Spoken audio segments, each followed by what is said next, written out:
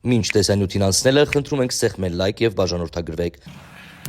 Շնորհակալություն ազգային ժողովի մեծարգո նախագահ, հարգելի գործընկերներ, սիրելի քաղաքացիներ։ Քանի որ տարին նախընտրական է, այս ընթացքում ընդդիմադիր մեդիաները ոչ միայն բազմացել են ճագարային սկզբունքով, մասնավորապես բացվել են նորանոր մեդիաներ, նորանոր լրատվականներ, սև ու կոռումպացված փողերը, որոնք հաճախ նաև ակնհայտորեն այս կամ այն առնչությունը ունեն այս կամ այն քրեական գործի հետ անցնողների հետ, շատ դեպքերում նաև թմրանյութի գործերով անցնողների հետ լցվել են լրատվական դաշտ ու լրատվական տերորը հասել է մի նոր մակարդակի ու նոր բարձունքի։ Ատելության խոսքի գեներացիան ընդդիմադիր լրատվականներով պատմական մաքսիմումի վրա է հասել։ Նմանատիպ մակարդակի եղել է ենթադրում եմ մեկ էլ 1999 թվականին հոկտեմբերի 27-ից առաջ, երբ դաշնակցական ու մերձ դաշնակցական մամուլը ամեն կերպ ցեխոտում էր ու ատելություն էր տարածում Վազգեն Սարգսյանի նկատմամբ, ինչու՞ չէ տեղ-տեղ նաև Կարեն Դեմիրճյանի նկատմամբ։ Ինչ որ նոր բան կամ նոր ասելիք որպես այդպեսին չգեներացնող ընդդիմադիր քաղաքական միտքը անցել է հին ու բարի իրենց կողմից մեկ անգամ արդեն իսկ փորձված ու աշխատած տարբերակին։ Ուղղակի ցեխոտել, ուղղակի վիրավորել, ուղղակի ատելություն քարոզել քաղաքական մեծամասնության եւ նրա աջակիցների նկատմամբ։ Մեծամասնությանը անվանել թուրք ու դավաճան, աջակիցներին ժեղ ու նորից թուրք։ Թուրք դավաճան ժեղ, թուրք դավաճան։ Այս պրիզմայից ոչ մի կերպ դուրս չեկող ընդդիմադիր լրատվականները հաճախ, ինչն ամենահետաքրքիրն է, բայց այս ընդդիմադիր լրատվականները չեն խորշում խոսելուց ատելության խոսքի տարածման մասին։ Ու դեպ ատելության խոսքի տարածման մեջ մեղադրում են այնպիսի լրատվականների, որոնք դրանով աչքի չեն ընկնում երբեք։ Այ մասնավորապես վերջերս Լեռնային Ղարաբաղից բռնի տեղահանվածները ակցիա են անում Լեռնային Ղարաբաղի ներկայացուցչության մոտ Սամվել Շահրամանյանի դեմ։ Մենակ տեսնեիք, թե ընդդիմադիր լրագրողները ինչպես էին խոսում այդ մարդկանց հետ։ Ուղղակի տեսնեիք։ Ընդամենը նրա համար, որ այդ Լեռնային Ղարաբաղի կոնկրետ այդ քաղաքացիները իրենց քաղաքական օրակարգը չեն սպասարկում։ Իսկ ո՞րն է իրենց քաղաքական օրակարգը։ Տանել միկրոֆոնը դեմ տալ ինչ-որ մի հատ Լեռնային Ղարաբաղից բռնի տեղահանվածի, խնդրել, համոզել, չգիտեմ ինչ եղանակներով բան անել, որ մաքսիմալ ատելությամբ լի վերնագիր ստանան այդ մարդուց իշխանությունների նկատմամբ։ Հողեմ, անիծեմ, թաղեմ քեզ, երեխեքիդ, կնոջդ, հողեմ, թաղեմ, անիծեմ։ Նմանատիպ բառապաշարով վերնագիրը ստանա, այդ վերնագիրը տեղադրեն սենց հպարտ դեմքերով, հետո այդ վերնագրին ի պատասխան ակնհայտ է, որ ատելության խոսքին ի պատասխան հասարակության շերտերը պատասխանելու են ատելությամբ, այդ տենց չգրված օրենքը, շատ վատ է ու ես դա դատապարտում եմ։ Բայց այդ վերնագրին ի պատասխան քաղաքացիների կողմից հնչածը գան ու սենց դատապարտեն լուրջ դեմքերով, էլի սենց ոնց որ մարդու իրավունքների եվրոպական դատարանից հենց նոր դուրս եկած սենց սպիտակ օձիքով մարդկանցից բան անեն, մարդկանց դեմքով սենց դատապարտեն։ Այ ատելության խոսք է տարածում։ Եկ դուք եք տարածում այդ ատելության խոսքը։ Ձեր լրատվականներն են տարածում այդ ատելության խոսքը։ Ամենօրյա ռեժիմով են տարածում այդ ատելության խոսքը։ Ու մեր քաղաքացիները դրանից պաշտպանվելու ինչ-որ մի միջոց պետք է գտնենք, մենք պետք է գտնենք, որտեղ սա աննորմալ է, այս մակարդակի ատելության խոսք, ես ձեզ անկեղծ եմ ասում, ուղղակի նայեք, քանի լրատվական է բացել ընդդիմադիր բանը, այդ մեդիա, չգիտեմ էլ ինչ, մեդիա կոնգլոմերատը որպես այդպիսին, տոննաներով, միլիարդների փող է ծախսում, 90% իհարկե ոչ օրինական գրանցված է, լրագրողների 90%-ին իդեպ սևով են գրանցում ու չգիտեմ ոնց են փողը տալի, որին նայես նվազագույն աշխատավարձով է գրանցված, ես ձեզ անկեղծ եմ ասում, նվազագույն աշխատավարձով ոչ մի լրագրող միկրոֆոնը չի վերցնի ու գա ազգային ժողով, դա անհնար է ուղղակի։ Հարկերը թաքցնում է, սևով փողը տալիս են գրպանները, ատելության խոսք են պահանջում։ Այդ է պահանջը, գնացեք, սևացրեք, ցեխոտեք, ատելության խոսքը տարածեք, դա է։ Միակ նարատիվը այդ է։ Ու մի հատ էլ այստեղից գալիս են ասում են, բա իշխանական քանի լրատվամիջոց գիտեք, ժողովուրդ ջան։ Դաշտի 90%-ը ձեր ձեռն է, ձեր քաղաքական առաջնորդների ձեռն է։ Որը բացում ես ատելության խոսք, ասենք, ձեր լրատվամիջոցներով հարգելի պատգամավորներ, ընդդիմադիր պատգամավորներ, ձեր լրատվամիջոցներով, ընդդիմադիր լրատվամիջոցներով վերնագիր է տարածվում։ Ազգային ժողովում լիքը դեպուտանկաներ կան, կներեք արտահայտությանս համար։ Ձեր մեդիան է, ձեր մեդիայի դեմքն է, հասկանում եք։ Ինչ եք ուզում դուք, ինչ եք ուզում, ինչ եք տվել, որ չեք արել։ Ինչ եք ուզում հասնեք դրանով, ում եք ուզում ինչ հասկացնեք։ Թուրք դավաճան, թուրք դավաճան, թուրք դավաճան, թուրք դավաճան։ Բանի պես sense կրկնում են ու իրանց թվում է թե sense անընդհատ կրկնելով այդ նստվածքը տալու է մարդկանց մեջ։ Բայց ամեն ինչ իր չափն ունի, հարգելի գործընկերներ։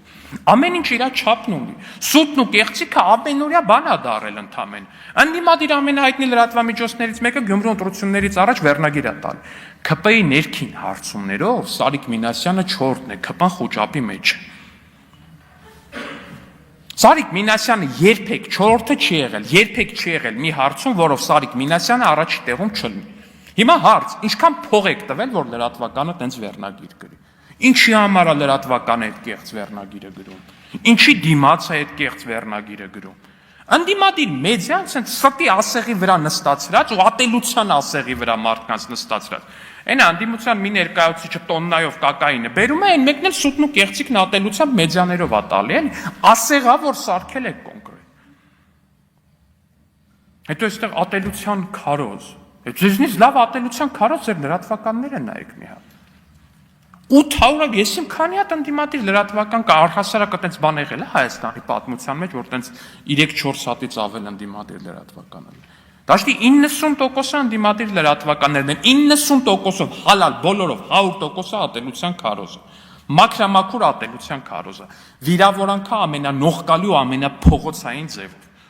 Ամենափողոցային բառապաշարով ուղղակի։ Ու այստեղ գալի ատելությունից են խոսում, այս մի բանից են խոսում, այն մի բանից են խոսում։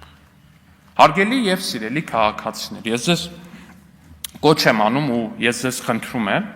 ինքներդ ձեզ ազատել այդ ատելության խոսքից ու ապատեղեկատվությունից։ Ուղղակի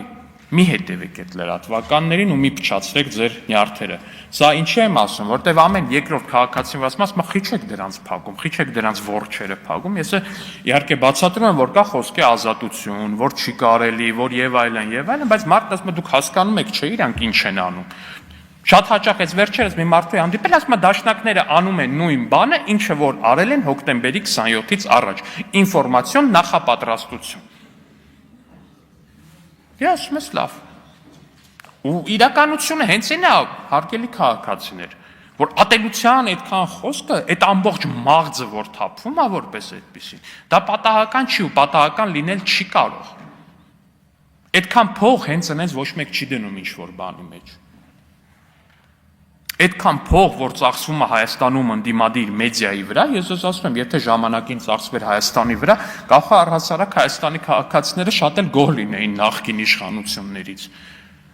Դուք չեք պատկերացնում անկեղծ թե ինչքան ծախսատար բան է այդքան մեդիաներ ունենալ։ Օրինակ մեր կուսակցությունը ունի օրինական գրանցված լրատվամիջոց, որը եւ աշխատում է համապատասխան գումարներով, որոնք որ բաց եւ թափանցիկ կերպով փոխանցում են այդ լրատվամիջոցին։ Բայց ընդդիմադիր լրատվականները դուք ուղղակի նայեք, ես ուղղակի Պեկին էլ եմ կոչանում, ասեմ մի հատ ուղղակի մտեք ստուգեք։ Ցանկացած լրագրող որտեղ եք հարցրեք դուք որտեղ եք գրանցված եք, արդյոք ու ինչքան աշխատավարձ եք ստանում։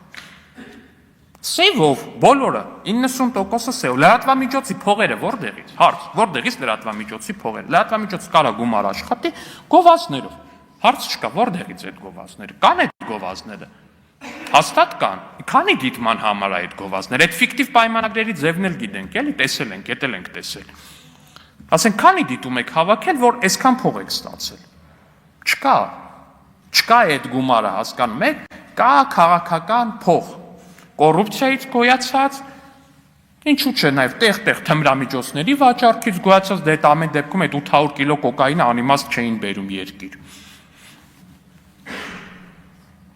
Ու այդ փողը ներդնում են ընդդիմադիր մեդիայի մեջ, որպեսզի մեզ ասեն թուրք ու դավաճան, որպեսզի Հայաստանի Հանրապետության 680,000 քաղաքացիներին ասեն թուրք ու դավաճան։ Ու սրա վերջը պետքա տալ։ Ես չգիտեմ ոնց, բայց ես վստահ եմ, որ սրա վերջը պետքա տալ։ Իհարկե ոչ այնպես, ինչպես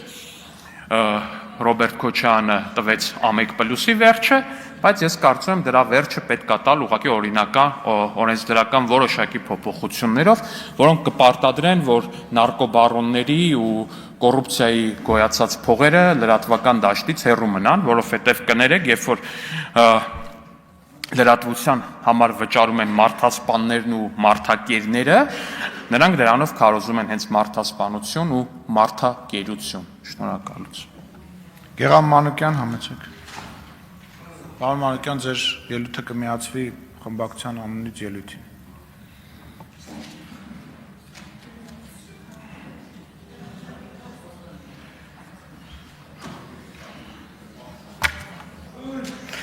Սիրելի հայրենակիցներ, ճիշտն ասած, գիտեք ինչն է դժվար այս ազգային ժողովի դահլիճում։ Անձնապես իմ համար շատ է դժվար։ Դժվար ամեն անգամ լսել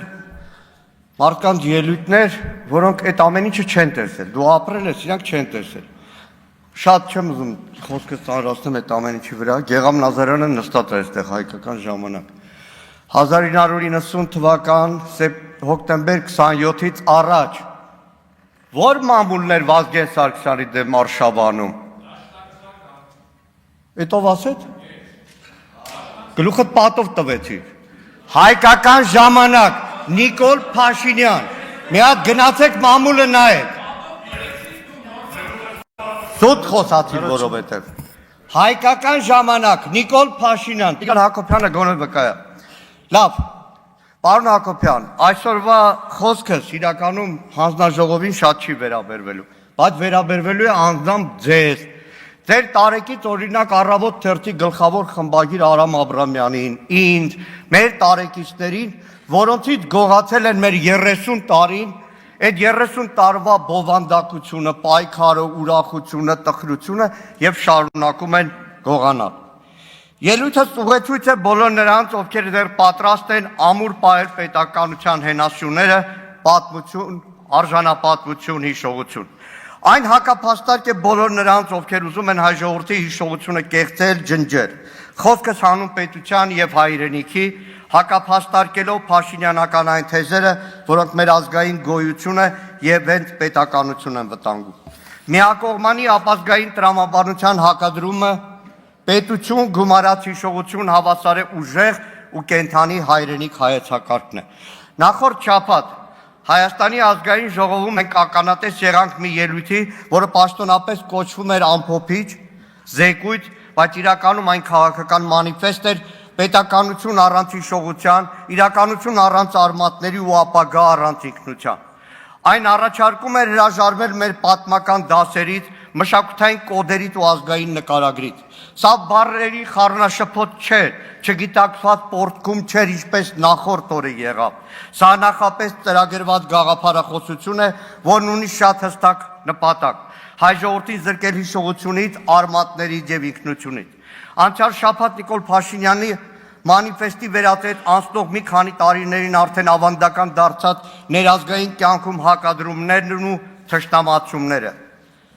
Հիշում եք, բաժանումները տարբեր էին՝ սև ու սպիտակ, նախկին ու ներկա, հարկատու, թալանչի, հայաստանցի ու սփյուռքահայ, հետո արդեն 2020 թվականի պատերազմի ժամանակ հայրենանվեր կամավոր ու դիզերտիր, արցախցի խուճապ տարածող, դավաճան ու վարչապետի առաջին իսկ կոչով ճակատ շտապող որդի։ Նմանատիպ բաժանումները յետ պատերազմյան շրջանում այլևս որքան մեծանում էին, թուրք-ադրբեջանական ճնշումները, այդ հակադրում հարցադրումները ուղղված հասարակությանն ավելի ցայտուն, ավելի ցինիկ ու բանականություն չճանաչող էին դառնում։ Օվերտոնի պատուանի սկզբունքով հրապարակ էին նետվում ամենատարբեր մտքեր, որոնք արժանանում էին նախ համատարած պարսավանքի, դատապարտման,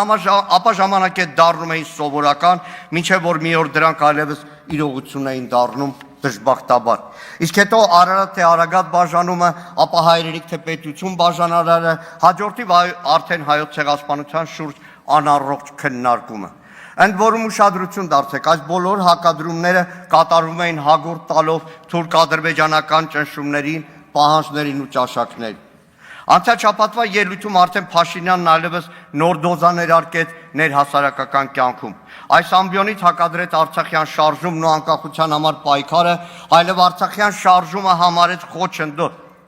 այ պայքարի համար։ Նա բացահայտ ձևով հակադրում է մեր նորագույն պատմության երկու հենասյուները՝ Արցախյան շարժումը եւ Հայաստանի Հանրապետության անկախացման շարժումը։ Սա ոչ թե թյուրիմացություն է, այլ գաղափարական դիրքորոշում, որն այսօր պաշտոնական է դարձել այս իշխանության համար։ Փաշինյանը միտումնավոր խոսում է, թե իբր մենք ընդամենը հիմա ենք հասել պետականություն կառուցելու իրական հնարավորության, թե մինչև հիմա Ղարաբաղի համար ենք ունեցել անկախություն։ Սա ոչ միայն պատմական փաստերի ընտրովի մեկնաբանություն է, այլ նաև վտանգավոր արդարացում վերջին տարիների բոլոր ձախողումների համար։ Իր խմբագրիր եղած ժամանակվա ոճով ամեն ինչից մի քիչ իմանալով, իբր լուրջ դատողությունների հանգող Փաշինյանը եզրակացնում է, որ մեջբերում եմ 80-ականների վերջին Հայաստանի անկախության գաղափարը գեներացվել է ոչ թե հանուն անկախության ու պետականության, այլ հանուն Ղարաբաղի խնդրի լուծման։ Սուտ է, ոչ ճիշտ, ոչ պատմական եզրահանգում։ Արձանագրենք, որ անկախության շարժում մեր ժողովրդի հասարակական քաղաքական կյանքում առնվազն 20-րդ դարում զուգահեռաբար զարգացել է երկու տարբեր հատվածներում։ Սփյուռքում իր ձևավորումից ի վեր դաշնակցության ջանքերով, համառությամբ, մայիս 28-ն ու եռագույնը փայփայելուց սկսած մինչև սերունդ դաստիարակելով ու մայր հայրենիքում դեռ 50-60-ականներից անկախության գաղափարի համար պայքարած, Սիբիրյան աքսորներ տեսած, այդ ճամփեքին նաև նահատակված նվիրյալների մի ողջ փաղանգով։ Իդեպ այդ անկախական սերնդի տարածող գաղափարների մեջ իր մշտական ներկայությունն էր նաև հայոց ցեղասպանությունը։ Հայաստանում Արցախյան շարժման մեկնարկը, որը տրվեց համաժողովրդական շարժման մեկնարկ դարձած 87 թվականի աշնանը, իբրև հարթակ բնապահպանական շարժումն էր, որը խորքում էր Արցախի արցախայության խնդիրներն էր Արցախում, մինչև 88 թվականի փետրվարյան համաժողովրդական շարժումը։ Արցախյան շարժումը խոչընդոտ չէր անկախության համար, այլ դրա շարժիչ ուժը։ Ամեն ինչի մակերեսային տիրապետող Փաշինյանն անգամ չի էլ պատկերացնում կամ իրականում չի էլ ուզում առերեսվել հաշվի նստել պատմական այն իրողության հետ, որը տիրում էր այդ օրերին խորհրդային Հայաստանում։ Այն մթնոլորտը, որ դեռ ամուր խորհրդային միության սահմաններում մեր հասարակությունը Արցախյան շարժումը դիտարկում էր ներպետական կանոնակարգերով որոշելի քարտ, բայց բնականաբար կար նաև 60-ականների երբեք դադար չառած անկախականների կրակը։ Փաշինյանը միտումնավոր զրոյացնում է, անտեսում այն իրողությունը, որ ազատության հրապարակ այդ նորերին միասնական միլիոնանոց էր, բայց եւ բազմաշերտ, Գորբաչովին հավատացող դեմոկրատներից մինչև հակասեմական հայդատ խմբակի անդամներ, մերբացյան ու վրացական, ադրբեջանական այլախոհների հետ դաշինք կազմելու երազողներից ու դրանով Արցախի հարցը լուծում տեսնողներից, մինչև Միացյալ Հայաստանի տասնամյակների երազանքով ապրած 60-ականներին մեր հողերը բացականչած դաշնակցության համակիրն է։ 1988 թվականի ժողովուրդը դուրս եկավ ոչ միայն Արցախի, այլ Հայաստանի համար։ Մարդիկ դուրս եկան արժանապատվության, արժանամակարգի, հայրենիքի համար։ Եվ այդ շարժումն էր, որ կոտրեց խորհրդային կայսրության խարխրված պատերը Հայաստանում։ Հայաստանի անկախացման անհրաժեշտությունը դարձավ համոզմունք ոչ թե Արցախյան հարցում ելք չլինելու պատճառով, այլ ոչ խորհրդային տարածքում մթնոլորտ էր այդպիսին։ Մերձ Բալտիկայից մինչև Վրաստան։ Եթե անգամ այս հարցում օրվա Հայաստանի իշխանությունները ինքնակորույս քայլեր չէին անում, ոչ թե կաշկանդված էին, այլ պահի լրջությունն էին հասկանում։ Դրա վկայությունն էր 91 թվականի Գեկաչեպեն։ Շատերը չեք հիշի, պատկերացրեք, արտանում եք մի օր Հայաստանում, որն արդեն պատրաստում է անկախության ու խորհրդային միությունում ռազմական հեղաշրջում է տեղի ունենում։ Պատկերացրեք, եթե հաջողեր Գեկաչեպը, ինչ էր լինելու։ Եվ Հայաստանի իշխանությունների լրջությունը ի հակադրություն Փաշինյանական իշխանության, որ խելքին ոնց փչի Ստեփանակերտում ինչ բղավի։ Ու վերջապես անկախության հռչակում հանրաքվե եւ զուգահեռ նույն process-ն արդեն Արցախի հանրապետությունում էր։ Ողջ աշխարհում էլ ազատագրական շարժումները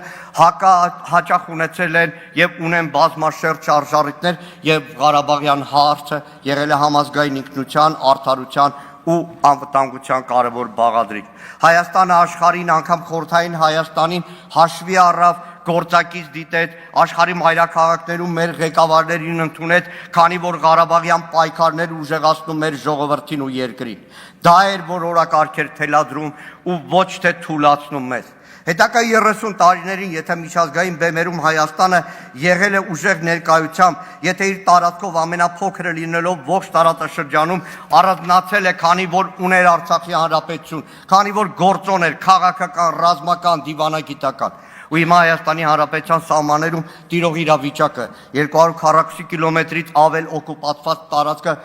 տարածքի փաստը վկայում է, որ Արցախի Հանրապետությունն ինչ կարևորագույն ու գնահատելի անվտանգային բարձիկ էր ու գործոն Հայաստանի Հանրապետության համար։ Արցախյան շարժումը պայքար էր հանուն արժանապատվության, ինքնիշխանության եւ պետականության ամրապնդման, անկախության պայքար էր, ոչ թե պետականության խաթարման։ Իդեպ, չբացելով փակագծերը, մի անգամ 1991 թվականի մարտ ամսին Հայաստանի Գերագույն խորհրդի փակ քննարկման ժամանակ, որտեղ ուսանողության անունից ներկա եմ եղել ու ելույթ ունեցել, այդ նիստում եւս մեկ անգամ խոսվել է Արցախյան հարցի մասին։ Արցախյան շարժման կարևորագույն արդյունքը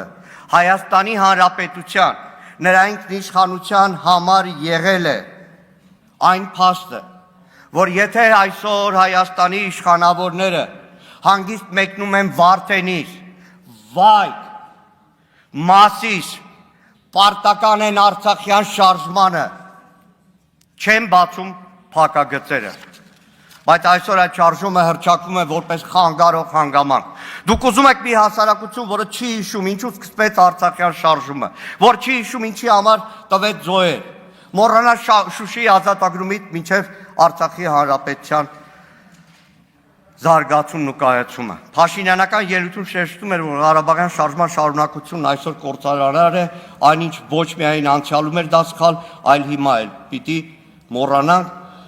պիտի վերջ դնենք այդ մտածողությանը։ Սա նոր հարձակման փորձ է մեր հավաքական հիշողության ու քաղաքական իմունիտետի դեմ։ Բայց եկեք շատ պարզ հարց տանք. ում համար է կործանարար Ղարաբաղյան շարժման շարունակությունը։ Կործանարները նրանց համար, որոնք ուզում են հաշտեցնել հայ մարդուն իրենց պարտավորության ու հայրենիքը թշնամուն շարունակաբար զիջելու հետ։ Նախ մի հստակեցում. Փաշինյանը հայտարարում է, թե այլևս չի լինելու Ղարաբաղյան շարժում։ Իրականում Արցախյան շարժումը ավարտվել է 1994 թվականին Ադրբեջանի եւ Արցախի պաշտոնական ներկայացուցիչների միջև կնքված զինադադարի փաստաթղթով։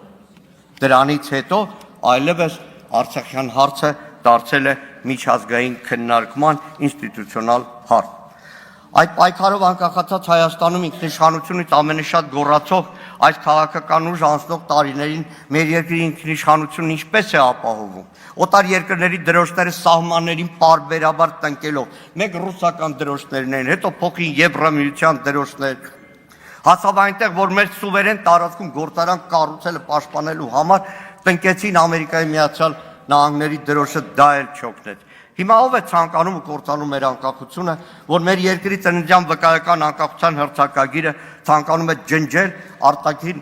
պարտադրանքով ու թելադրանքով։ Իդեպ ասեմ պարզ, երբ առաջին անգամ Փաշինյանի շուրթերից հնչեց Ղարաբաղյան շարժումը թույլ չտալու մասին հայտարարություն, միանգամից հիշեցի մեր գործընկերների հետ արտգործնախարարությունում, երբ որ ծանոթանում էինք Ադրբեջանի հետ քննարկող փաստաթղթի։ Մի դրույթ կար, որ արգելվելու է եւ այլն, ագերը պաշտոնյացի Փաստորեն սրանով դաշնակցությունը փակելու եք, կատակի տվեց, բայց չասեց չէ։ Սա է մեղը։ Փաշինյանը ոչ թե համոզված է ասում շարժում թույլ չտալու մասին, այլի կատար է ասում առայժմ չվավերացված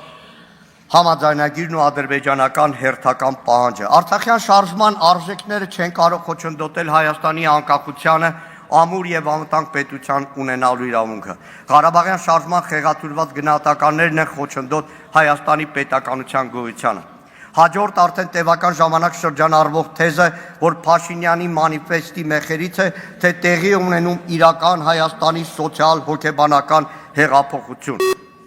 Եվ դրա արձանագրումներից մեկն է պետություն եւ հայրենիք նույնականացումը։ Ասել է, թե իբրև հայ ժողովուրդը վերջապես ընկալում է, թե իր հայրենիքը միայն Հայաստանի միջազգային ճանաչված սահմաններում է, իր ձեռքի փայլուն կտրված քարտեզում։ Այս թեզը ձևով փաթեթավորված, բովանդակությամբ խեղաթյուրված եւ նպատակով խիստ վտանգավոր է ու կործանարար։ Եվ դրա տակ կա մի պարզ ուղերձ, մոռացեք այն ամենը, ինչ դուրս է այդ քարտեզից։ Սա դեկլարատիվ կապիտուլյացիա է մեր պատմության, ինքնության ու հիշողության հանդեպ։ Հոգեբանական հեղափոխության քողի տակ դուք իրականում կերտում եք ազգային մոռացում։ Հայրենիքը քարտեզով չեն սահմանում։ Հայրենիքը ստեղծվում է հիշողությամբ, մշակույթով, հաղթանակներով, հանուն հայրենիքի նահատակվածներով։ Պետությունը սահման ունի, հայրենիքը հիշողություն։ Ու երբ հայրենիքը դառնում է բեռ, պետությունը կորցնում է իր հոգին։ Պետությունը առանց հայրենիք ընդամենը վարչական մեխանիզմ է, երբ պետությունը զրկվում է հայրենիքի գաղափարական հենքից, այն դադարում է լինել արժեք, դառնում է կառավարելի, վաճառվող ու նույնիսկ հանձնվող։ Կիրանցի օրինակը դրա լավագույն վկայությունն է։ Առանց խղճի խայթի, առանց կսկիծի, պատով հպարտացող այս իշխանությունը։ Երբ հայրենիքը չկա պետականության հիմքում, ապա պետությունն այդ պահից սկսում է ծառայել ոչ թե ժողովրդին, այլ միայն վարչակարգին։ Փաշինյանը հայրենիք ու պետություն հակադրության մեջ հայտարարում է, թե բյուջեն, հարկը, օրենսդրությունը մեր հասարակության համար ատելի են, որովհետև դա պետական համակարգի ատրիբուտներն են, բայց դա չի, որ իրականում մեր հայրենակցի համար ատելի է։ Քաղաքացին ատում է ոչ թե հարկը, այլ անարդար գույքը հարկը։ Հայտարարագրում է, որքան էլ իշխանությունը դրան գունավոր փաթեթավորի, քանի որ դրանում անարդարությունն է տեսնում իշխանավորի կողմից։ Այս իշխանությունը փորձում է ստեղծել մի նարատիվ, որտեղ գոյություն ունի միայն խաղաղության օրակարգ, բայց առանց պատմության, առանց հիշողության, առանց ինքնության։ Մեզ հաճախ համոզում են, թե հայրենիքի մասին խոսելն այն ցյալամոլություն է, թե արժանապատվության պայքարը խանգարում է խաղաղությանը եւ թե ազգային ինքնության պաշտպանության պահանջը ռևանշ է, ռևանշիզմ է։ Այդ ֆաշիստների հետ կապ չունի։ Երբ պետությունը ձգտում է ազատվել իր անցյալից, նա իրականում փորձում է ազատվել պատասխանատվությունից։ Այս քաղաքականության շրջանակներում միջազգային օրակարգից հանվել է հայոց ցեղասպանության ճանաչման պահանջը։ Այն նույն ցեղասպանությունը, որի մասին բարձրաձայնելը մի ժամանակ համազգային պայքար էր, բայց հիմա կարծես այդ ամենը պետք է մոռացվի հանուն հերթական զիջման, հերթական խաղաղության հնարավորության։ Սիրելի հայրենակիցներ, մեր ազգը արժանի է հիշողության վրա հիմնված խաղաղության, ոչ թե մոռացության վրա կառուցված խաբկանքի։ Մեզ պետք է պետություն, որը չի վախենում բարձրաձայնել այդ ճշմարտությունը, որովհետև առանց ճշմարտության չի կարող լինել ոչ արդարություն, ոչ խաղաղություն, ոչ ապագա։ Հայոց ցեղասպանության միջազգային ճանաչման օրակարգը գրեթե ամբողջությամբ դուրս է բերվել Հայաստանի արտաքին քաղաքականությունից կամ ամբողջությամբ։ Մի քանի օրից ապրիլ 24-ն է, ինչ են արել։ Այդ տրամաբանությամբ ներկայացում է Արցախը որպես միջազգայինորեն Ադրբեջանի ճանաչված տարածք, իբր թե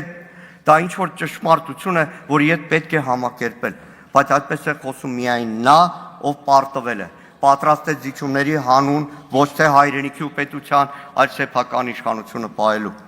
Ու վերջապես, արդյոք կարող է որևէ մեկը ստիպել այդ ժամանակավոր կորսված հայրենիքը հայրենիք չհամարել։ Կարող է որևէ մեկը ստիպել նույն Փաշինյանի ելույթի օրը եռաբլուրում այն հայրենակիցներին, որոնք եկել էին խնկարկելու Շահումյանի լեգենդար հրամանատար Շահեն Մեղրյանի նահատակության 32-րդ տարելիցը, որևէ մեկը կարող է նրանց ստիպել, որ իրենց հայրենիքը այլևս չհամարեն Շահումյանը։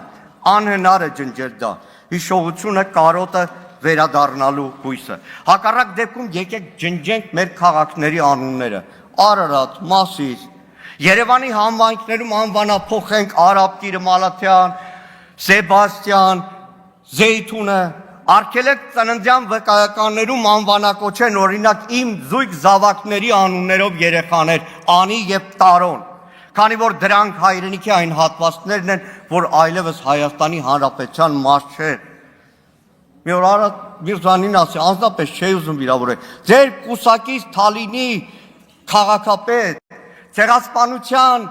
վերապրածների ժառանգ Տավրոս Սափեյանին ասեք անունը փոխի չի անի,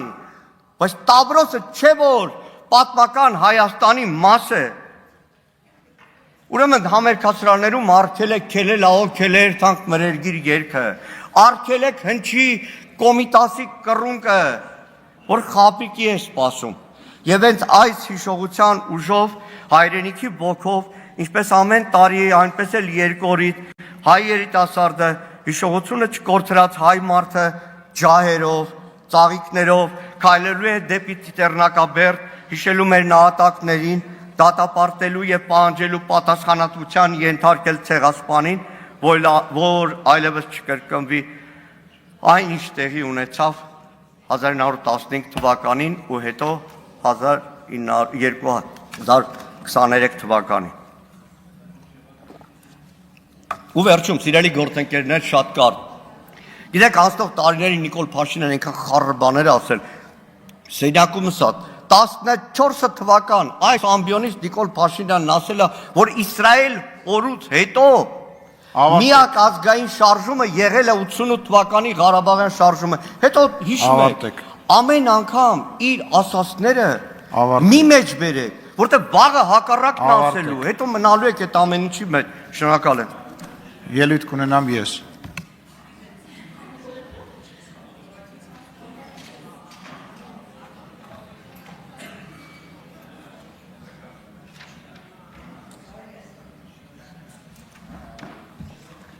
Պարոն Մանուկյան,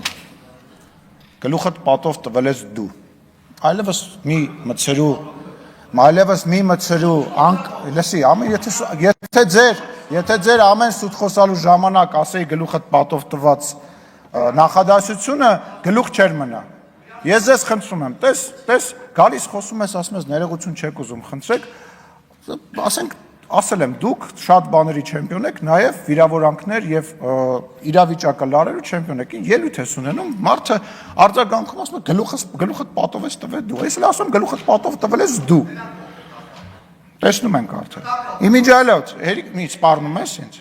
սպարնում ես ինձ, դե հետով ասեց հա, գլուխները պատով եք տալիս, բոլորըդ, ով որ կարա իրան թույլ տա սպարնի, ով կարա սպարնա, գլուխը պատով ա տալի, լավ հանգստացի թող խոսենք, 20 րոպե առանց էդ էլ վարկյաններն էինք հաշվում, որ վերջը, Տիկին Կյուրեղան, չեմ լսում ձեզ ու փառքած չո, ուրեմն հանգստացեք, առանց էդ էլ այդ 20 րոպեանոց ելույթը վարկյաններն էինք հաշվում, երբ ավարտվելու, որովհետև, ասենք, ավելի հեռուստատեսության եւ ռադիոյի մասին ենք խոսում, այտենց ելույթներով այտենց ծրագրեր ես անում, ոչ մեկ չի նայում, ոչ մեկ չի կարողանում գովաց ծախի դնի այդ ծրագրերի մեջ, որտեղ ոչ մեկ չի նայելու։ Կարամ տրուսիկով չի, բայց կարամ նկարը ուղարկեմ, նայես, տեսնես, որ մի գնա է, ուր ես գնում, բայց ես նորմալ փող եմ աշխատել, ձերպես փող չեմ աշխատել, արին ես տե մի գնա, վախեցար։ Հետ արի, եղբայր, հետ եկեք, 20 րոպե կյանքները կերար բոլորիս, խնդրում եմ նստի լսի, խնդրում եմ նստի լսի, էլի, կլսես չէ հետո, շնորհակալ եմ, եղավ, շարունակեմ, այդ 20 րոպեանոց ելույթը մի քանի բան կար, որ մեջը տպավորվեց, այդ մեկը, որ վիրավորանք հնչեցրեցիր, մյուսը էտեն էր, որ մեկ էլ պահի տակ ասում էր, պատկերացրեք ու նկարագրում էր այն իրավիճակը, երբ որ կար առաջին հանրապետության ժամանակ, փորձելով դրանով արդարացնել կամ ինչ-որ ձևով նկարագրել այն իրավիճակը, որը որ բերեց նրան, որ առաջին հանրապետությունը վերացավ։ Հիմա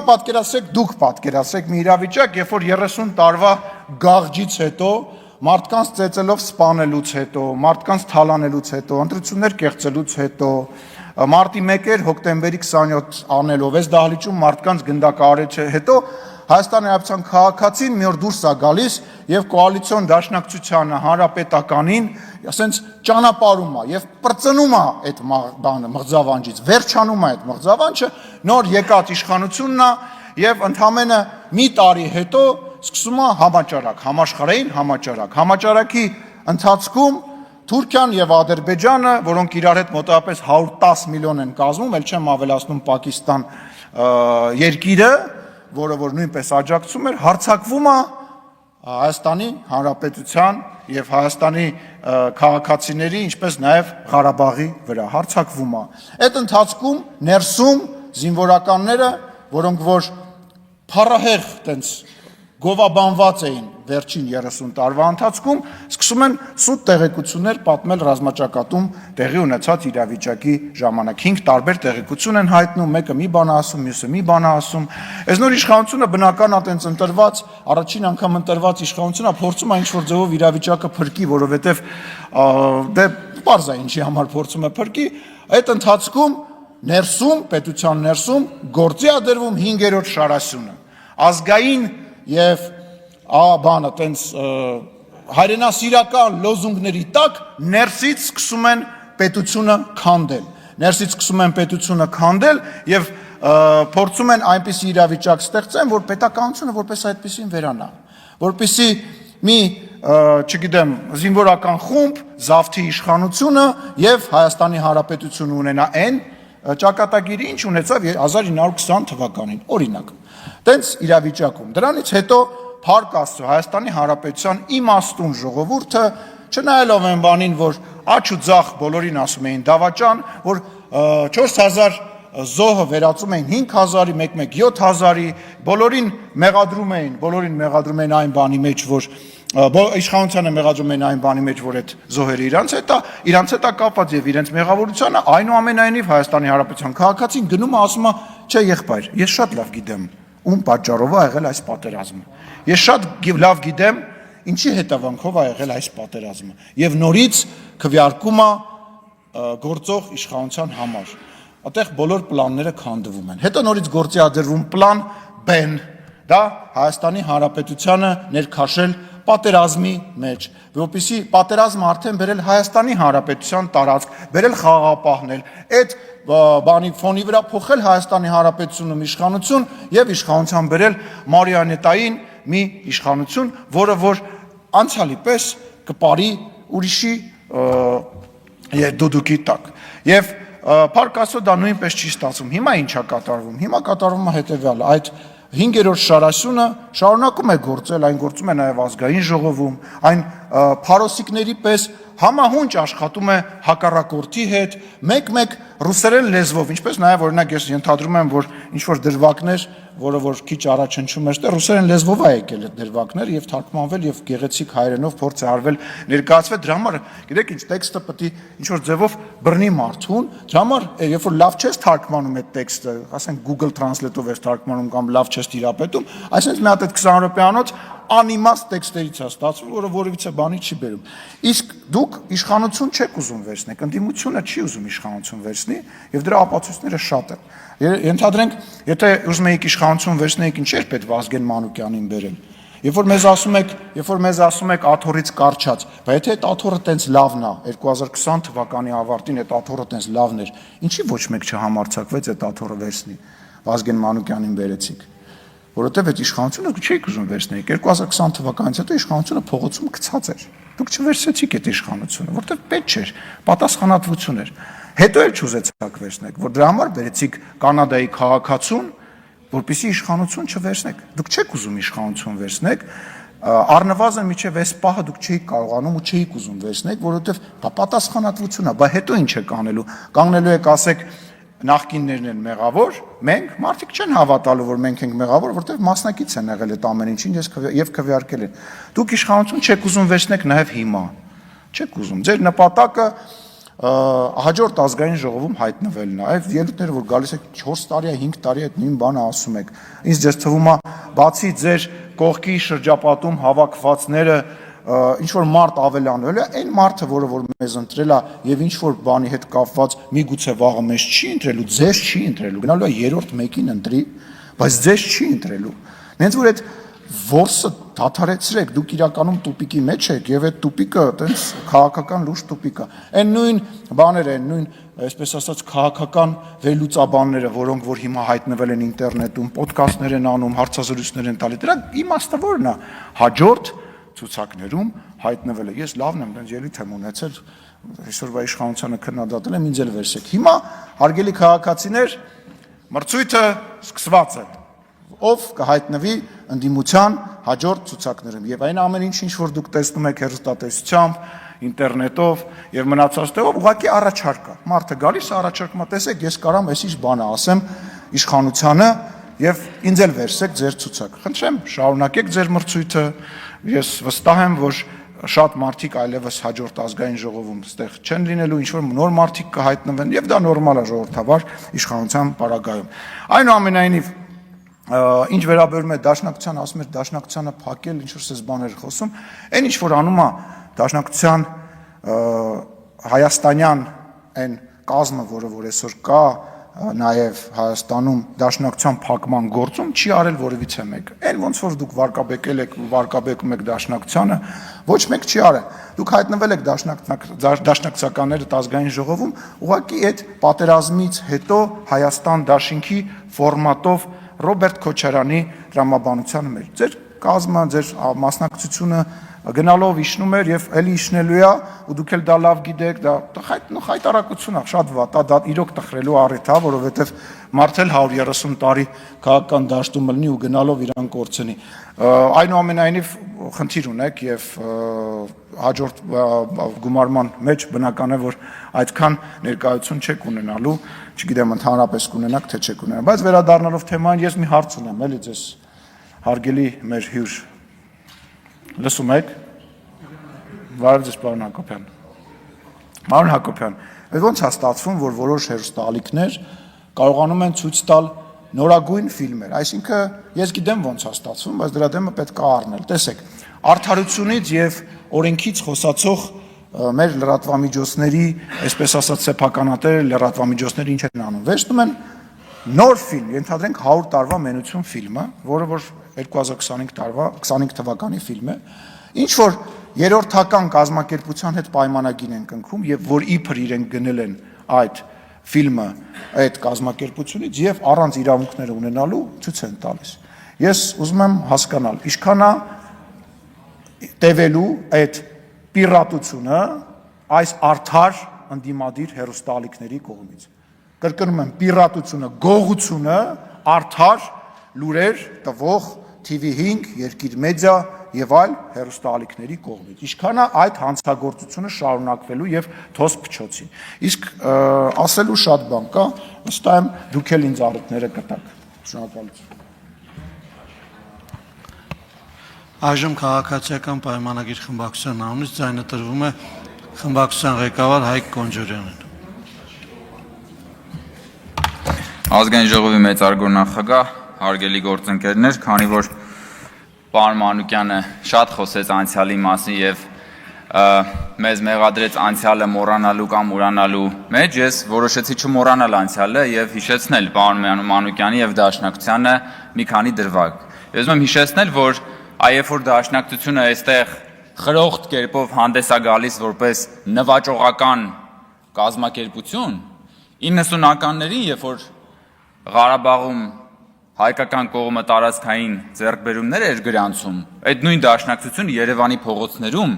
միտինգներ էր անում այսօրերի նման եւ պահանջում էր այն ժամանակվա իշխանության հրաժարականը եւ այն ժամանակվա իշխանությանն էր ասում Դավաճան։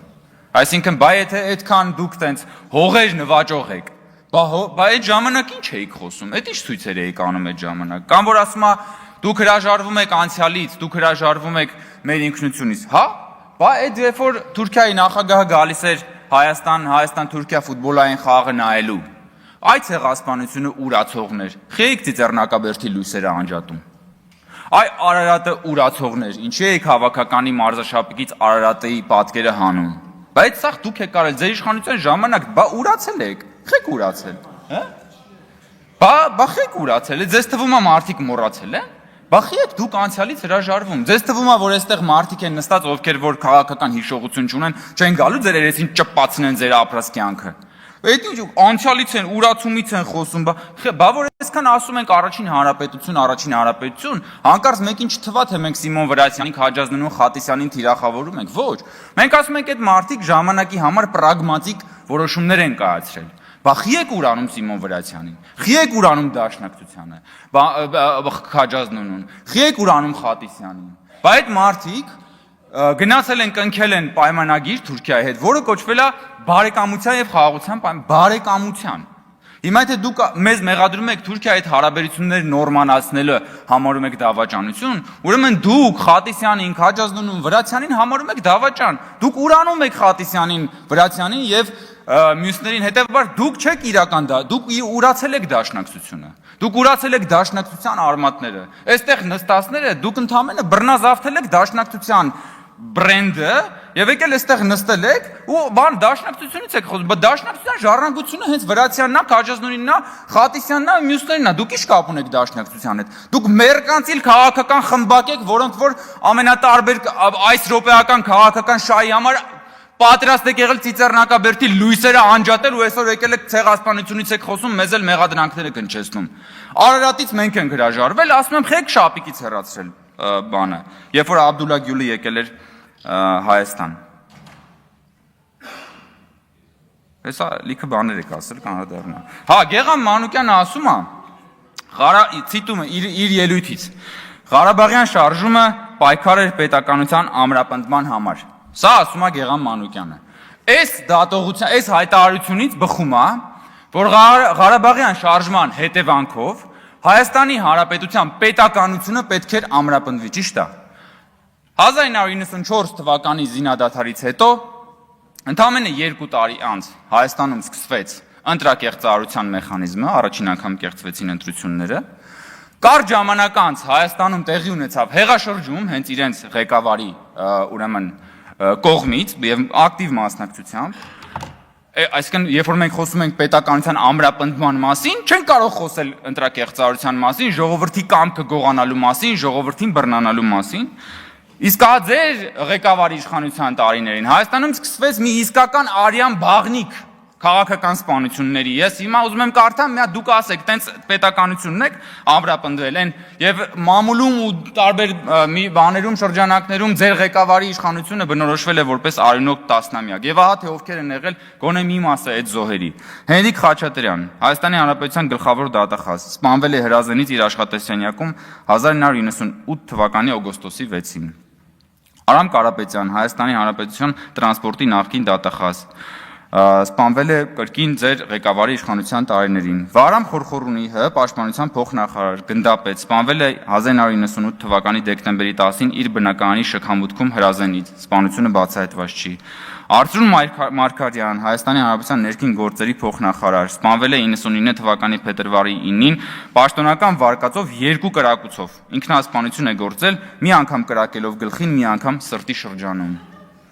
Վազգեն Սարգսյան, Հայաստանի Հանրապետության վարչապետ, սպանվել է 99 թվականի հոկտեմբերի 27-ին Ազգային ժողովի դահլիճում։ Կարեն Դեմիրճյան, ԱԺ նախագահ, Հայաստանի ժողովրդական կուսակցության նախագահ, սպանվել է 99 հոկտեմբերի 27-ին։ Յուրի Բախշյան, ԱԺ փոխնախագահ, սպանվել է 99 հոկտեմբերի 27-ին։ Ռուբեն Միրոյան, ԱԺ փոխնախագահ, սպանվել է հոկտեմբերի 27-ին։ Լեոնարդ Պետրոսյան, ՀՀ օպերատիվ հարցերի նախարար, սպանվել է հոկտեմբերի 27-ին։ Արմենակ Արմենակյան,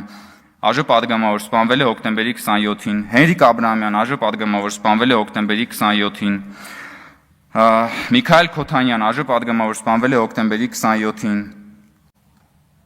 Պողոս Պողոսյան, Վրաստանի քաղաքացի, սպանվել է 2001 թվականի սեպտեմբերի 25-ին Առագաստ սրճարանում Քոչանի թիկնապահների կողմից ծեծվելու հետևանքով նախագահին պրիվետ ռոբ արտահայտությամբ ողջունելու համար, դաշնակցական էր։ Տիգրան Նաղդալյան, լրագրող, Հանրային հեռուստախորհրդի նախագահ, սպանվել է 2002 թվականի դեկտեմբերի 28-ին ծնողների տան շքամուտքի հրազենից, եւ սա մի մասն է։ Սենց եք դուք Ղարաբաղյան շարժման հետևանքով պետականություն ուժեղացրել։ Սենց եք ուժեղացրել։ Բա հաղթել էինք։ Հաղթանակից հետո պետքա լիներ ժողովրդավարություն, հաղթանակից հետո պիտի լիներ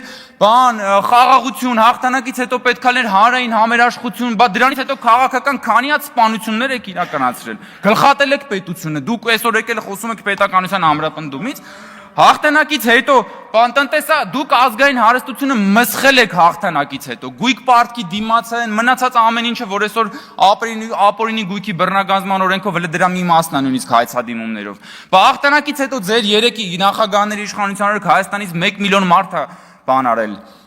հեռացել անվերադարձ։ Բա Ղարաբաղյան շարժման տրամաբանական հետևանքը դա է եղել։ Դուք դա հենց սրա մասին ենք մենք խոսում։ Բայց թե Ղարաբաղյան շարժման հետևանքը պիտի լիներ պետականության ամրապնդումը, բա ինչ եք դուք արել այդ պետականության հետ։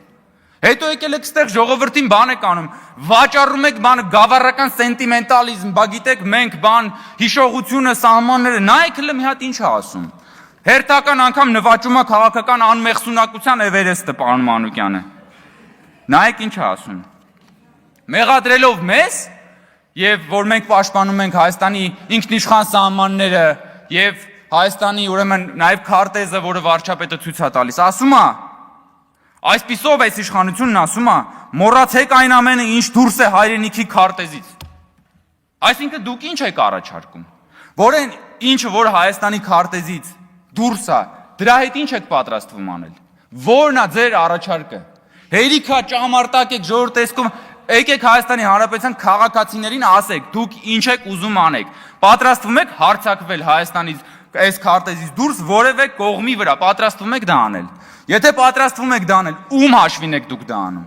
Ում հաշվին եք դուք պատրաստվում անել դա։ Հայտնի մի անգամ այն հռոմեական հայտնի ավանդույթը այստեղ պատմել են, որ կամուրջի շինարարներին առաջինը, երբ որ կամուրջը առաջին անգամ շահագործվում էր, նրանց եւ նրանց ընտանիքի անդամներին կանգնեցնում էին այդ կամուրջի տակ։ Հիմա դուք երբ որ ասում եք ըստ էության, որ պատերազմ եք նախաձեռնել, դուք կանգնելու եք այդ կամուրջի տակ, դուք ինքներդ ձեր մաշկը դնելու եք այդ կամուրջի տակ, կամուրջը այստեղ ճակերտավորի թե չէ։ Մնացածը ժողովուրդ ուղղակի ցնդաբանությունն է, ինչ եք խոսում, ինչ հեքիաթի մեջ եք ապրում դուք։ Ձեզ թվում է դուք եք վիրավորում մարդկանց բանականությունը։ Ձեզանից ինչ հարենասեր։ Դուք վաճառել եք, դուք ես էլի այն անգամ ասեցի, դուք Արարատը մոնետիզացրել եք։ Հետո այդ նույն Արարատը, երբ որ Թուրքիայի նախագահը եկել է, հանել եք Հայաստանի հավաքականի շապիկից, գոնե մի եկեք այստեղ բան ձևացեք։ Կույս ձևացեք։ Հա, ինչ վերաբերվում է մեր քննարկվող հարցին։ Այստեղ արձանագրվեց, ես ուզում եմ եւս մեկ անգամ արձանագրել։ Հայաստանում երբեք անկախացումից սկսած երբեք մամուլը այնքան ազատ չի եղել, որքան այսօր։ Դա ուղղակի դա աքսիոմատիկ ճշմարտություն է։ Հայաստանում չի եղել նման բան, որ ընդդիմությունը տիրապետի լրատվական դաշտի 90%-ին, իշխանությունը 10%-ին։ Հայաստանում երբեք չի եղել, որ իշխանությունը, որ ընդդիմությունը տիրապետի 10 պատիկ անգամ ավելի շատ ֆինանսական ռեսուրսի, քան իշխանությունը։ Եվ ի վերջո ես նորից ուզում եմ այդ հարցը տալ, պարոն Մանուկյանը գնաց։ Ուր է Սրբազանի հարցազրույցը։ Դուք խոսում եք այստեղ մամուլի ազատությունից, ասում եք, որ մենք ճնշում ենք եւ այլ, բայց ձեր Սրբազանը, որի հետևից դուք գնում էիք, որը Էմիլ Սրբազանի հետ ձեր քաղաքական հոգեհանգիստներ կազմակերպում, դուք էլ հորժարաբար մասնակցում եք դրան։ Հետո գնում է ձեր հերոստատեսությունում հարցազրույց է տալի, ձեր շեֆին մի երկու թթու բան է ասում, այդ մարդու հարցազրույցը բան եք անում։ Չնայած նայել մի եսի միշտ չի Ստալինա սիրտ ուզում, դուք երևի իր սրտի հենց ուզած լրատվամիջոցներ, այդ չի հարցը, բայց դուք փաստացի ինքներդ խտրականության եք դիմում բանի նկատմամբ։ Եվ մի հատ ուրիշ ներողություն հիմա ավարտում, մի հատ ուրիշ պարադոքս կա, սիրելի գործընկերներ։ Ուրեմն այս ընդդիմությունը, խորհրդարանական ընդդիմությունը մեղադրում է իշխանությանը, որ իշխանությունը իրենց հետապնդում է, լցնում է բանտերը եւ չի թողում, որպեսզի իրենք քաղաքական գործունեությամբ զբաղվեն, եւ կան այլ ընդդիմադիր գործընկերներ, ովքեր մեղադրում են իշխանությանը, որ իշխանությունը իրենց չի լցնում բանտերը, չի բռնում, չի հետապնդում, որպեսզի իրենք քաղաքականությամբ զբաղվեն։ Եվ քանի որ այս երկու մեղադրանքն էլ կա, ես գալիս եմ այն համոզման, որ իշխանությունը ամեն ինչ անում է շատ ճիշտ, եւ իշխանությունը հիմնվում է սկզբունքների վրա։ Եվ սա է իրականությունը։ Եվ նորից եմ ասում, Հայաստանի Հանրապետությունում երբեք մամուլն այսքան ազատ չի եղել, Հայաստանի Հանրապետությունը երբեք այսքան ժողովրդավար չի եղել, Հայաստանի Հանրապետությունը երբեք այսքան մեծ շանս չի ունեցել սեփական ինքնիշխանության պաշտպանության համար, ահա թե ինչու աղմկում է խորհրդարանական ընդդիմությունը։ Շնորհակալություն պարոն Կոնջյան, Տիկին Վարդան, ես անկեղծ չեմ հասկանում, ոնց կարելի է, որ մարդը ամբիոնից զոհված մարդկանց անուններ է տալիս, ասենց ժպիտը դեմքին նստել եւ վայելել, որ այսօրը Վազգեն Սարգսյանն է սպանվել, Խորխորունին է սպանվել, անենց եք ժպտում, ես ասենք զարմացած եմ, էլի, ասենք այդ ծիծաղն ու ժպիտը զոհերի անունները տալու հետ կապված, ամոթ է, էլի, ամեն ինչ իր չափ ու ցինիզմն էլ իր չափ ու սահման ունի։ Շնորհակալություն եզրափակիչ ելույթի համար։ Ձայնը տրվում է Տիգրան Հակոբյանին, համեցեք պարոն Հակոբյան։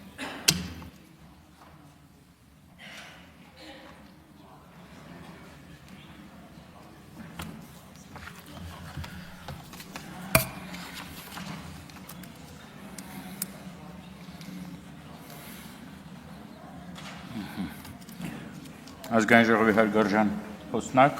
հարգարժան փոխխոսնակ, հարգարժան պատգամավորներ, ներկաներ, նախ շատ շնորհակալ եմ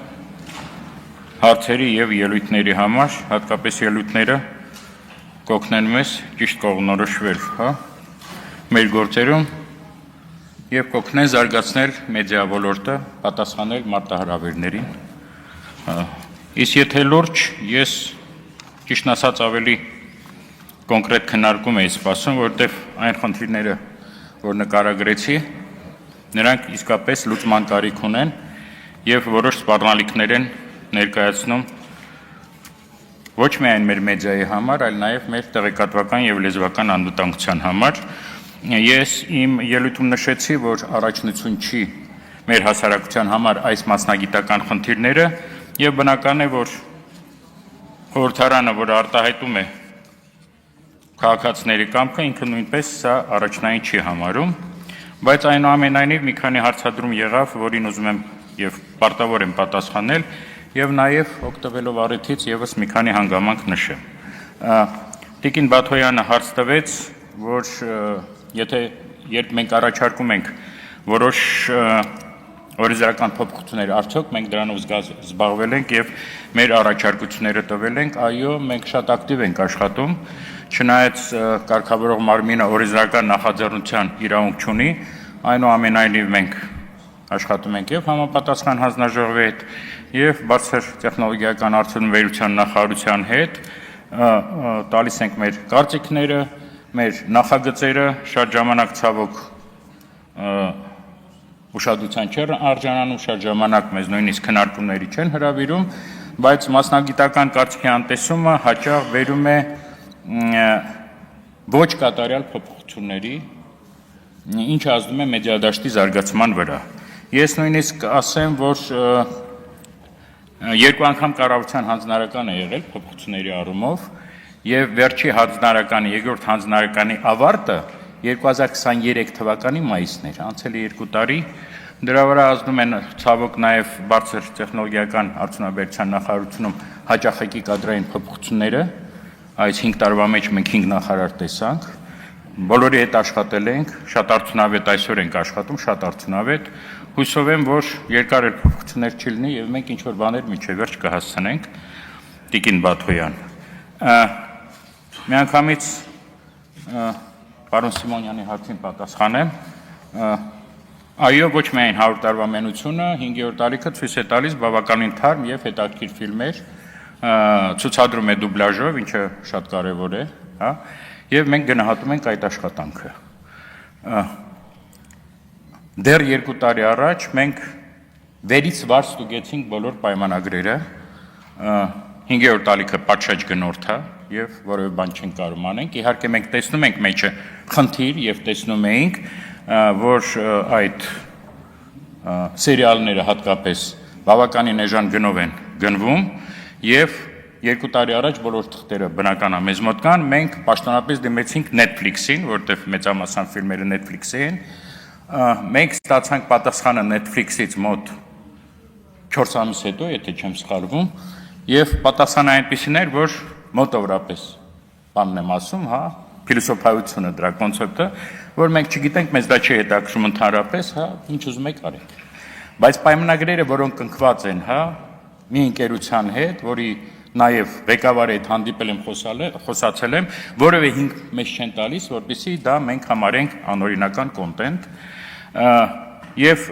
այդպիսիք շատ են մեր հեռուստաընկերություններում, որոնք իսկապես պայմանագիր են կնքում եւ ինչ որ բովանդակություն են գնում եւ նույնիսկ երկու միջազգային խոշոր կազմակերպություններ, ես դրա մասին կարծես ասել եմ, 2 տարի առաջ պաշտոնապես նամակ գրեցին եւ շնորհակալություն հայտնեցին ՀՌՀ-ին այդ գործում անզիջում պայքարի համար։ Ես ամենայն պատասխանությամբ կարող եմ ասել, որ մինչև 2019 թվականը մինչև 80% բովանդակության անօրինական էր։ Օրինակ մի հեռուստաընկերություն կար, որը այսօր չկա, որը 5 տարվա ընթացքում որևէ հեղինակային իրավունքի, թույլտվություն չէր գնել։ Հիմա այդպիսի դեպքեր գրեթե չկան, եթե ելնում են մենք դրա համար պատժում ենք, այսքան այստեղ անելիք չունենք, բայց մյուս կողմից էլ տեսեք, այդ նորագույն ֆիլմերը մենք նույնիսկ ողջունում ենք նրանց մուտքը շուկա, որովհետև այդ որակյալ բովանդակության համար Հայաստանը ավելի քիչ գումար է վճարում, քան կարող էր վճարել, այսինքն դրա մեջ մենք որևէ բացասական բան չենք տեսում։ Սա երկրորդը եւ երրորդը տիկին Լիլիթ Գալստյանին ափսոս չկա, չեմ սիրում բացակայության ժամանակ խոսել, բայց մի քիչ պիտի այս անգամ անկեղծ լինեմ, որտեվ նույն մեղադրանքները կրկնեց, ինչը նախորդ տարի տիկին Գալստյանը միայն խնայեց ինձ չխոսած իմ ժամանակին կալանավորված լինելու համար, ինչի համար շատ շնորհակալ եմ, եւ նորից խոսած քաղաքական զսպվածության մասին։ Ես ուզում եմ խնդրել բոլորին քաղաքական զսպվածությունը ձայնազուրկ լինելու, պահանջի հետ չշփոթել։ Հանձնաժողովի որևէ անդամ ձայնազուրկ չի եւ ինքը իրավունք ունի արտահայտել իր կարծիքը։ Հակոբ Հովսեսը այն անձը չի, որին ես պիտի պաշտպանեմ, բայց ուզում եմ տիկին Գալստյանին հիշեցնեմ, որ Հակոբ Հովսեսը մեծ պոետ է, փիլիսոփա է, թարգմանիչ է, որը բնագրից թարգմանել է Ռիլկե, որը բնագրից թարգմանել է Նիցշե, որը թարգմանել է բնագրից Թոմաս Ման եւ Կարեն Սևասյան։ Եվ իր բոլոր ելույթները, որը բնականը հասանել են, մեջը որևէ քաղաքական անզսպվածության էլեմենտ չկա։ Ես ուզում եմ նաև հիշեցնել, որ 3 կամ 4 տարի առաջ հանձնաժողովի այլ անդամներ իշխանության հասային լուտանքներ էին թափում, մահապատժի կոչեր էին անում, նրանք այսօր արդեն չկան հանձնաժողովում եւ տիկին Լիլիթ Գալստյանը դա չէր տեսնում։ Սա ինձ թվում է ազնիվ չի։ Նույնը իմ մասով ես իմ ելույթների յուրաքանչյուր բառի տակ ստորագրում եմ եւ կարող եմ նրանք կրկնել։ Երբ որ տիկին Գալստյանը ասում է, որ ես անհարգալից եմ վերաբերում եկեղեցուն եւ եկեղեցական առաջնորդներին, նա սուտ է ասում։ Այն ինչ ես ասել եմ Սրբազան առաջնորդի հասցեին, ես շատ մեղմ եմ ասել քաղաքական զսպվածությանը պահպանելով, որտեվ կրոնական սքեմ հագնող անձը ինքը վիրավորել էր ԱԳՆ բոլոր աշխատակիցներին, այդ թվում նաև իմ դուստրիկին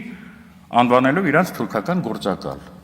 եւ կոչ էր արել իրենց բոլոր տվյալները հրապարակել եւ իմ աղջկա սպորտրեն հայտնվել էր մի քանի վայրերում Հայաստանի, որը աններելի արարք է եւ տիկին Գալստյանը դա չի նկատել։ Ես ուզում եմ կոչ անել բոլորս լինենք երկակի ստանդարտներով չարարչնորդվել եւ էլի կարևոր մի բան։ Տեսեք, մենք կարևորում ենք, ես դրա համար ասեցի, որ մենք շատ ենք ուզում, որպեսզի մեր հեղինակությունը բարձրանա